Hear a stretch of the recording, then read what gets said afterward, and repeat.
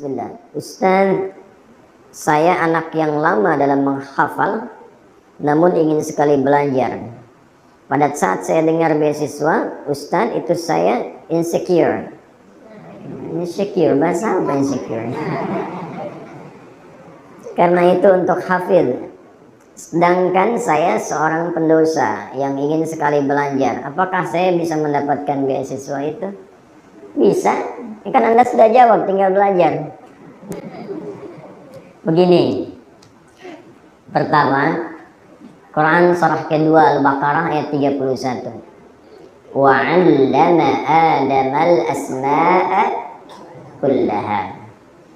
Hal yang Allah anugerahkan pertama kali pada manusia saat tercipta itu ilmu, pengetahuan. Manusia pertama Adam alaihissalam saat tercipta oleh Allah diberikannya bukan harta, bukan kedudukan, tapi ilmu. Tapi karena Adam itu alaihissalam beliau nabi, walaupun manusia. Ciri nabi itu gampang, di Quran ditemukan kalimat istafa, istafa, istafa, itu umumnya manusia terpilih. Quran surah ke-3 Ali Imran ayat 33. Innallaha astafa Adam wa Nuha wa ala Ibrahim wa ala Imran 'alal alamin. Punya keutamaan. Imma nanti nabi atau imma rasul atau orang-orang soleh yang terpilih. Adam nabi, Adam manusia. Kita bukan nabi, kita manusia. Maka apa bedanya? Semua nabi ilmunya langsung diajarkan oleh Allah. Semua nabi. Karena punya tugas. Ya, tugasnya mengajar untuk orang terdekat, apalagi jadi rasul. Kalau rasul mengajar umat pasti diajarkan Allah. Nabi Muhammad SAW nggak pernah belajar, nggak punya guru, nggak pernah sekolah. Yang mengajar siapa? Allah. Kata Nabi, "Addabani Rabbi fa ahsana ta'dibi. Iqra bismi rabbikal ladzi khalaq." Bismi rabbik, Allah yang ngajar. Ya? Nah, kita bukan nabi. Kita bukan rasul.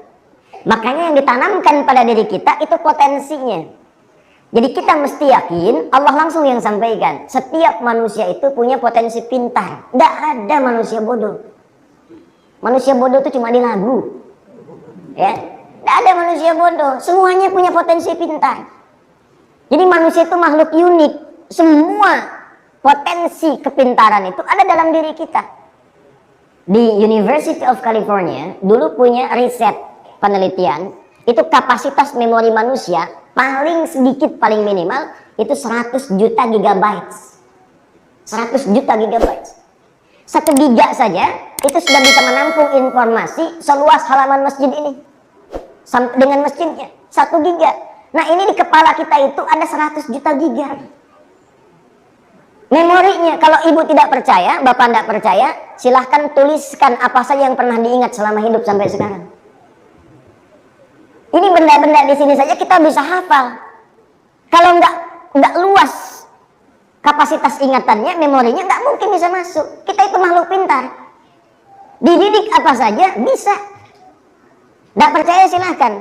Bapak kumpulkan ya dengan orang Afrika, sebulan pulang bisa bahasa Afrika tuh. Anda punya rezeki main ke Cina, misal, sebulan di Cina, balik ke sini bisa bahasa Cina. Anda ke Jepang, sebulan di Jepang balik bisa bahasa Jepang. Ya, jangan kalah sama Beo. Beo dikasih itu Assalamualaikum, Assalamualaikum. 2 hari, Assalamualaikum, Assalamualaikum. Ya, kita itu potensi lebih daripada itu. Jadi pertama yakinkan dulu pada diri kita bahwa tidak ada manusia bodoh. Semua pintar. Yang kedua, pelan-pelan. Bagaimana cara menjadi pintar? Seperti yang Anda tanyakan tadi. Caranya ada 2. Yang pertama, dekati pemilik ilmu. Karena dengan mendekat biasanya dapat percikannya. Saya bergaul dengan tukang minyak wangi, minimal saya kebagian percikan wanginya. Kan? Saya bergaul dengan yang punya ilmu, mendekat pada yang punya ilmu, dapat bagian ilmunya. Siapa yang paling banyak memiliki ilmu? Allah. Karena Allah pemilik semua ilmu. Karena itu disebut alim. Maka adab yang pertama bagi penuntut ilmu sebelum dia belajar, dekati dulu Allah yang alim. Itulah yang dimaksud Quran surah kedua di akhir ayat 282. Wattaqullaha wa yu'allimukumullah. Karena itu Nabi Musa alaihissalam ketika beliau diminta belajar kepada hamba yang saleh, yang disebut dengan Khidir itu, hamba yang saleh, maka apa kalimat Qurannya? Milladunna ilma. Karena dia sering dekat dengan kami, kata Allah, sering mendekat kepada Allah, rajin ibadah, kami berikan tambahan pengetahuan kepadanya. Bangun. Saya dulu latihannya begitu. Bangun malam, tahajud, lomba-lomba bangun, subuh jam 4, jam setengah 5, bangun jam 2. Ya, mulai ibadah, sholat, zikir, istirahat.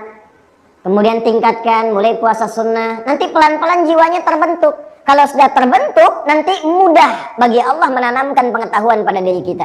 Apa yang terjadi? Ada orang-orang nanti, orang-orang yang saking mudahnya oleh Allah digampangkan memahami sesuatu. Baru dibacakan satu kalimat, sudah paham dia mau kemana. Ya, dibacakan, langsung masuk ke kepalanya tanpa lupa.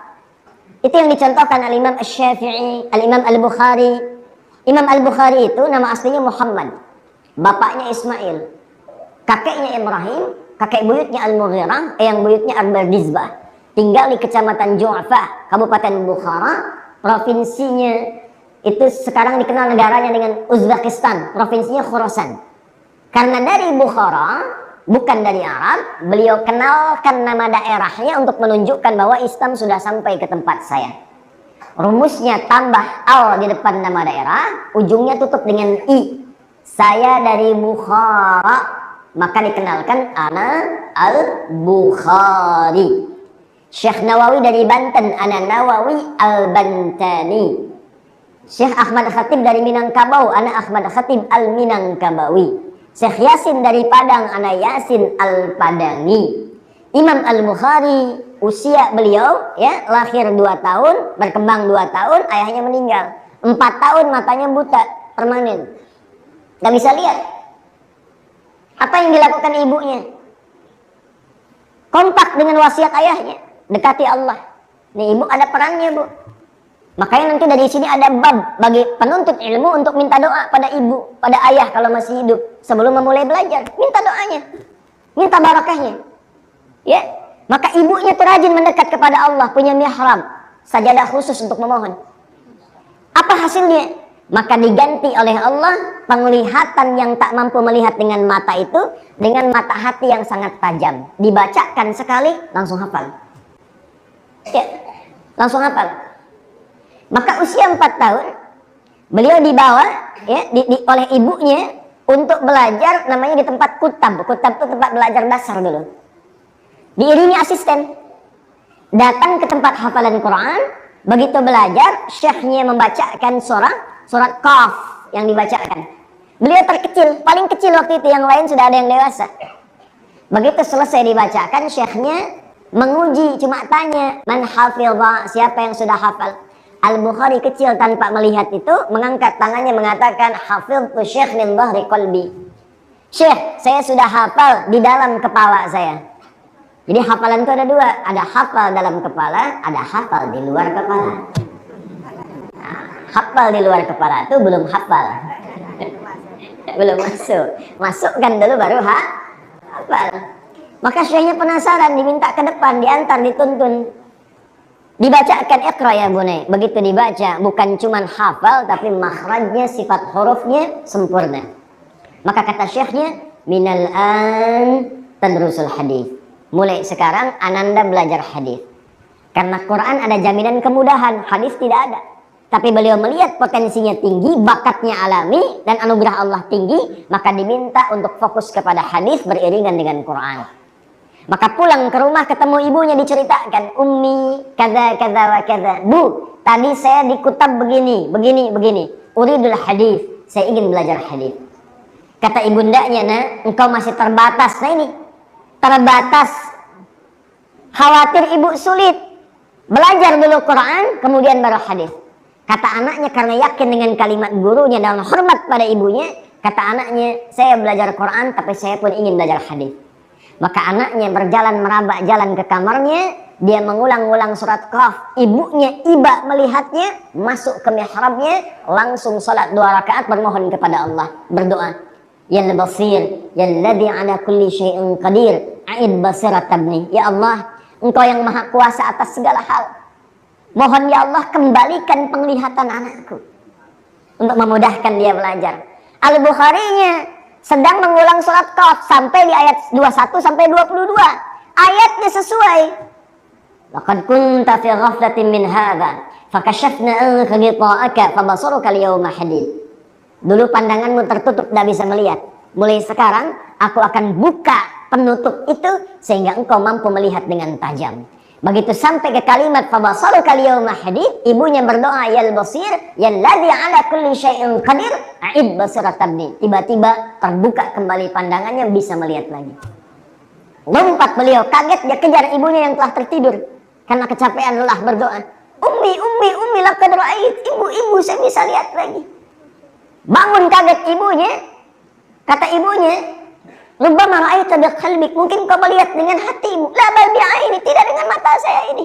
Ibu pakai pakaian begini, di sekitar kita ada benda ini. Dipeluk anaknya erat sekali. Mereka kemudian memohon ampunan kepada Allah, menangis bahagia. Sejak itu belajar hadis.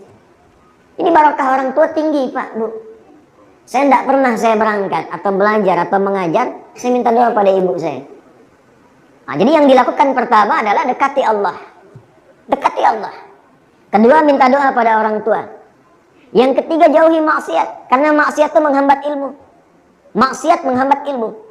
Ya, ada Al-Imam Syafi'i satu kali mengadu pada gurunya Imam Waqi tentang kesulitan hafalannya.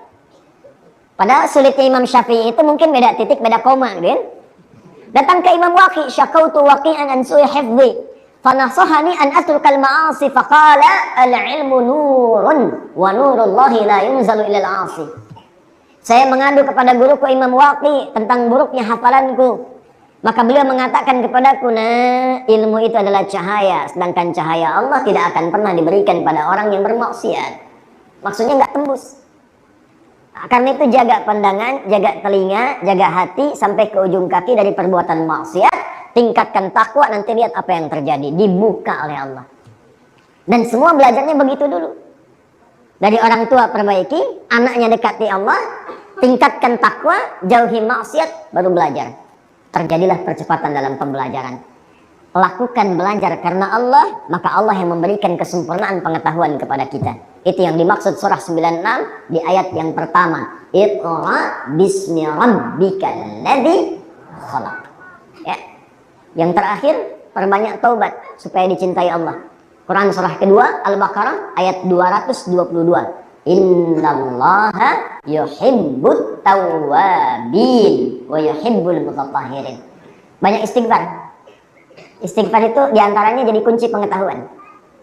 Waktu yang paling enak, ini ijazahnya nih. Yang paling enak di Quran. Dari Quran surah ke-51 tadi saya baca. Ayat 18.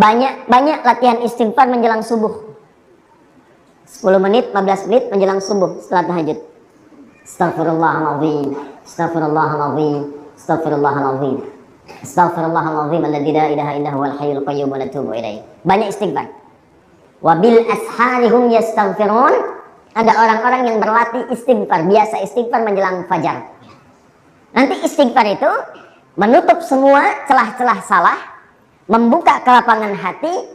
Setelah itulah kemudian cahaya ilmu bisa datang dengan cepat.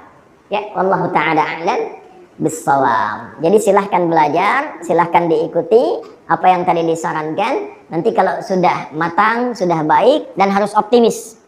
Ya, silahkan ikut mendaftar dan insya Allah mudah-mudahan diberikan oleh Allah kemudahan dan kelancaran, ya. Ya. Insecure nggak ada di Quran. Silahkan ngaji temukan kalimat insecure, nggak ada.